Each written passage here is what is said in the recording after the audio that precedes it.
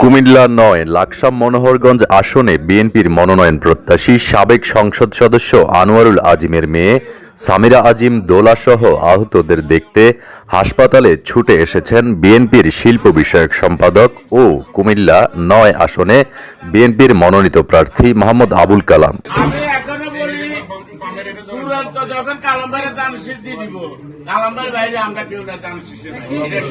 আজ সোমবার সকালে কুমিল্লা মেডিকেল কলেজ হাসপাতালের জরুরি বিভাগে যান বিএনপির প্রার্থী মোহাম্মদ আবুল কালাম। এ সময় তিনি সামিরা আজিম দোলাসহ আহত অন্যান্যদের খোঁজ নিয়ে সকলের দ্রুত সুস্থতা কামনা করেন।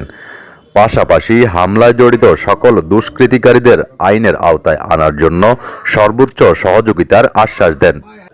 এ সময় আবুল কালামের সঙ্গে উপস্থিত ছিলেন কুমিল্লা দক্ষিণ জেলা বিএনপির সাধারণ সম্পাদক আশিকুর রহমান মাহমুদ ওয়াসিম, কুমিল্লা দক্ষিণ জেলা বিএনপির যুগ্ম সাধারণ সম্পাদক আমিরুজ্জামান আমির সহ দক্ষিণ জেলা, লাকসাম ও মনোহরগঞ্জ উপজেলা বিএনপির অন্যান্য নেতাকর্মীরা উপস্থিত ছিলেন। এর আগে রোববার দুপুরে লাকসামের ছনগাঁও এলাকায় গণসংযোগকালে বিএনপির মনোনয়ন প্রত্যাশী সামিরা আজিম দোলার গাড়িবহরে হামলা করে দুর্বৃত্তরা।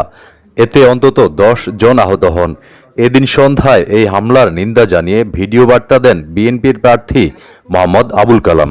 একদল সন্ত্রাসী অতর্কিতভাবে আমাদের প্রয়াত এমপি কর্নেল আজিম সাহেবের কন্যা মনোনয়ন প্রত্যাশী দোলা আজিমের গাড়ি বহরে এবং তার সফর সঙ্গীদের উপরে হামলা চালায়। আমরা তার তীব্র নিন্দা জানাচ্ছি।